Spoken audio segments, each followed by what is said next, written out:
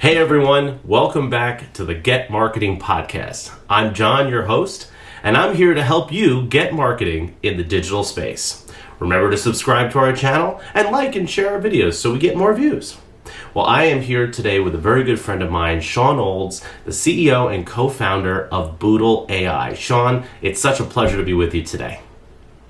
John, thanks for having me. I'm really excited for our conversation today. Oh, I am as well. And I think what we were talking about in the pre-show is going to be really interesting for the audience to understand that how overcoming adversity can lead to not only massive impact and value for the community around you and those clients that we serve, but maybe sometimes even small things that change in our lives can change the entire trajectory of where we thought we were headed in the beginning, and that has a lot of impact and value in the business conversation. So Shawn, would you mind sharing a little bit more about how this event in your life changed where you thought you were going and then led to the creation of Boodle AI?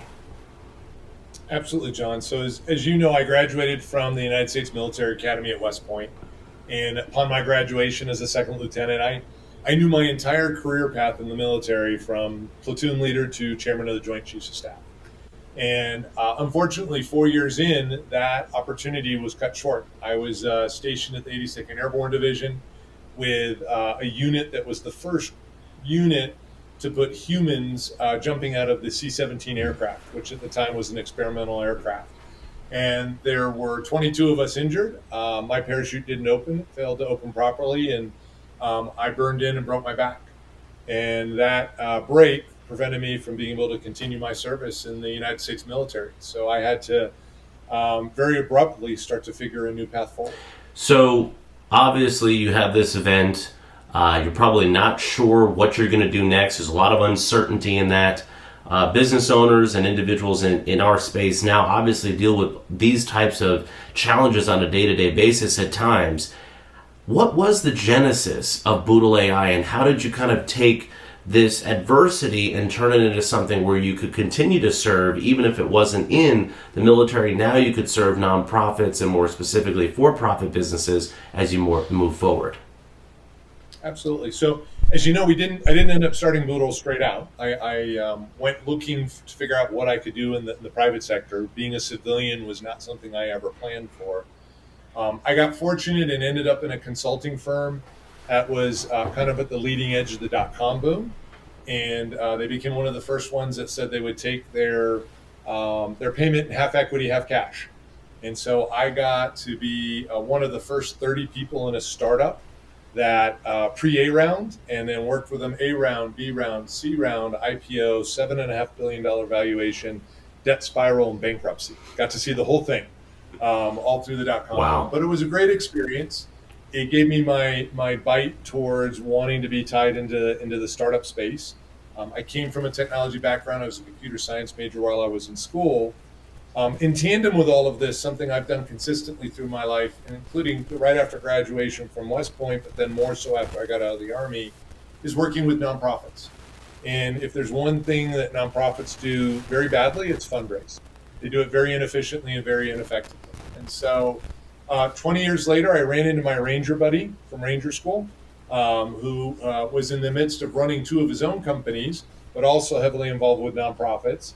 And he pitched the idea of starting Boodle. And the idea was, how do you bring technology, data science, and machine learning to nonprofit and for-profit companies in a very easily consumable manner? Because nonprofits are never going to have development teams with robust data scientists. Sure. And sales teams are never going to have robust data scientists. Right. And the analogy you've heard me use before, I like to use, is it's the ability, we've spent the past 2 years of the pandemic on Zoom. I would bet you a good bottle of wine and a steak dinner that 90% of the people you have spoken to could not explain to you how video over IP works. But they don't have to, because Zoom's made it the press of a button. Right. And that's what we've done with Boodle for sales teams and development teams. Deliver data science and machine learning at the press of a button. It's fascinating. That's fascinating. So obviously I've seen the system, and I do think what you guys are creating not only solves a huge challenge in the marketplace, which is understanding data better, but one of the huge pieces that I thought was fascinating about Boodle is that you help people understand what they can do with that data. So can you tell me a little bit more about what Boodle is, how it functions, and really what the value proposition is for, let's say, a nonprofit development team or an in-house sales team for a for-profit firm? Absolutely. So at the end of the day, one of the things that entrepreneurs tend to get buried in is they like to explain to people how the sausage is made. The reality is people want breakfast. So our breakfast is that we deliver leads, whether those leads are potential donors or those leads are potential customers. Where we've differentiated ourselves a little bit is the leads we deliver are proprietary, unique lists. So typically when people go out and buy leads, they're giving you 10, 20, 30 demographic categories. But guess what? 10,000 other companies bought those same demographic categories and they're appealing Right. to those same people. We cultivate leads lists based on the current customer set that an organization has or the current donor set that they have. And that predictive analytics is what allows us to give those leads that bring in donors or customers who are going to spend a lifetime with the organization and not just a one-time purchase or donation. Fascinating, fascinating. And so, in providing this better data, what have you seen as some of the barriers to people being able to gain this in let's say more traditional platforms like a Facebook or Google? Obviously, there's many changes happening. How does Boodle help them to hurdle those challenges with data collection, like you've mentioned? Obviously, it's a proprietary list. How do you help them kind of get better data through the system? Yeah, actually, with the advent of just recently, what Facebook has done in and iOS has done in reducing and targeting, we've actually seen a lot of people coming over to our platform because of that, because they are able to do that narrowing down and looking more granularly at their customer base, which they used to be able to do on Facebook, but they can't anymore. And one of the beauties and what we love about AI and machine learning is the fact that once you build that algorithm, there's no PII left over. So these algorithms are yours to be able to use and cultivate and build upon without that risk of risking people's PII and data Right, breaches. And right. so what we've been able to do with organizations is help them say, hey, here's my best customers. Whether they define best customers as people who buy over $500 or people who buy 4 times a year or whatever that may be. And in most cases, people define 4, 5, 6 different segments of their best customers. And then we're able to build a model around those. And then we can do one of two things. We can either give it back to them if it's a list they already had and we were just prioritizing it for them, or we can de novo go out and generate new leads lists for them. And we can then deliver maids to them that they can feed back into Facebook or other walled garden areas. Or we can deliver enriched household ads where we put banner ads, video ads, OTT directly into the household of people who look the most like their best customers.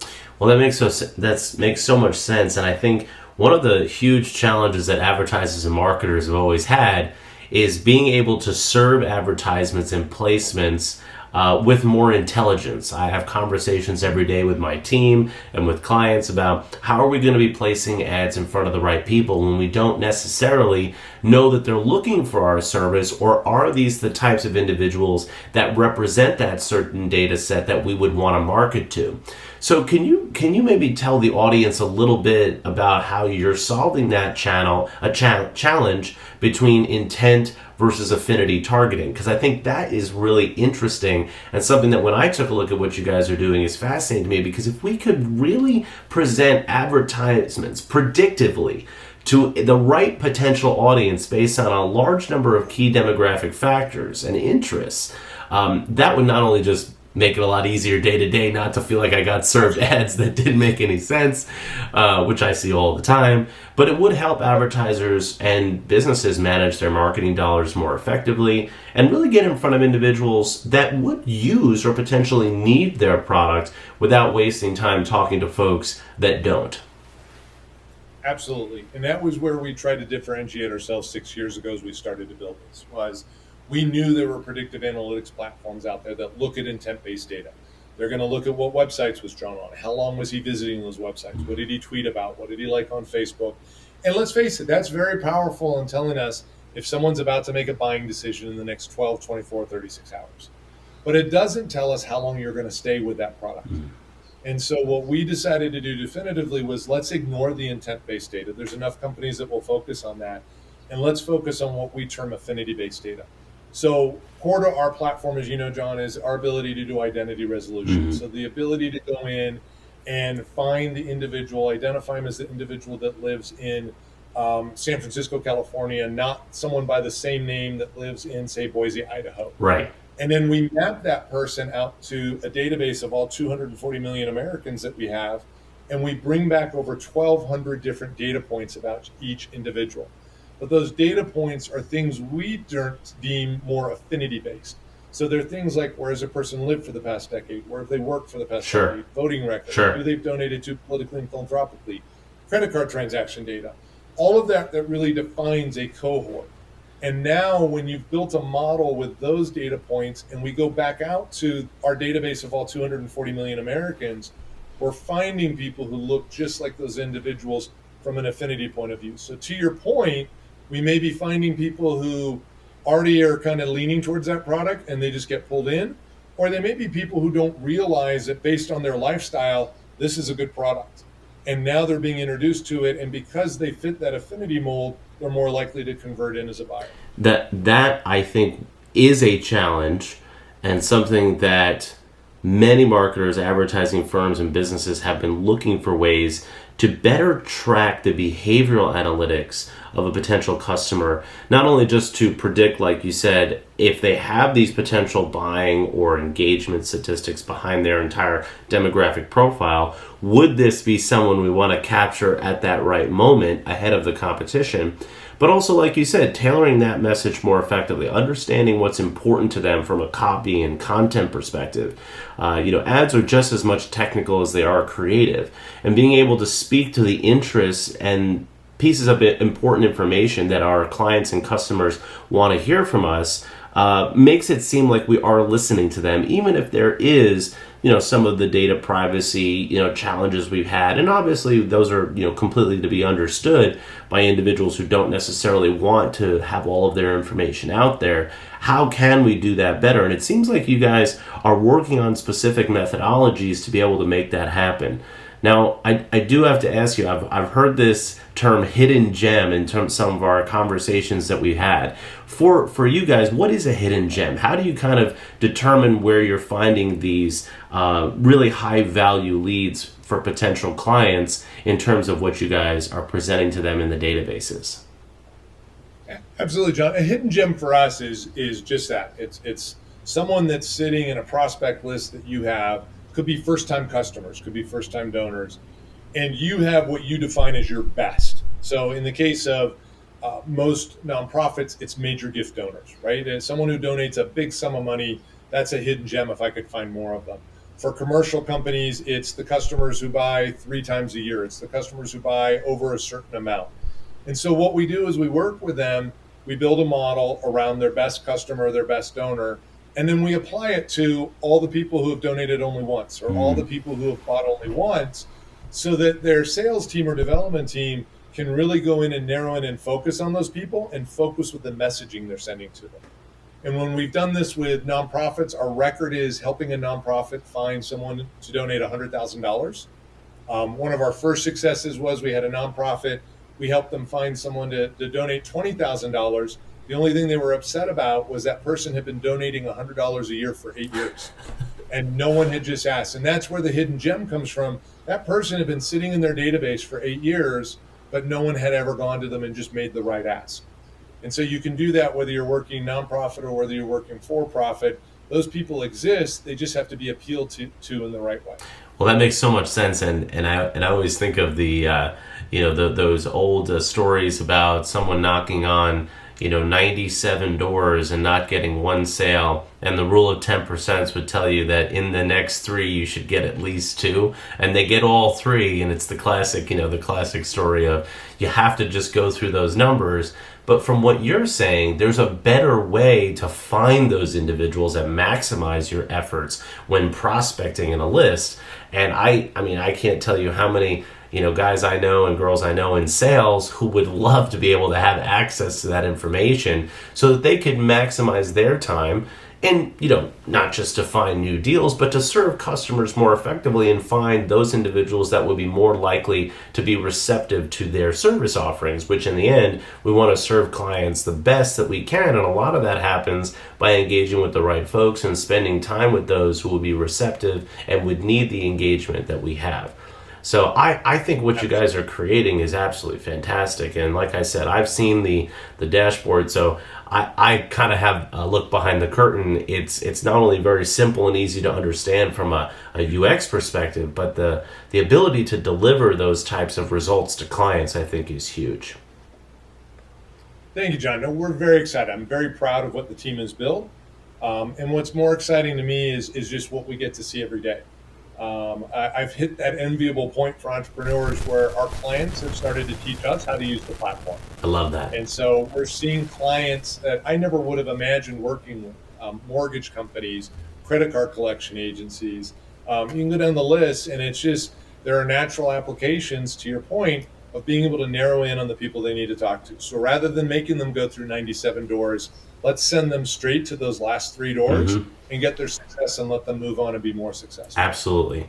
Well, Shawn, this has been a fantastic conversation. I really appreciate you sharing with the audience not only best practices, but a little bit more about you and Boodle and how this can serve them better in their day-to-day. I wonder if you could give the audience a few key takeaways from our conversation that will help them to better understand how to present themselves to their target customers and their target audience more effectively.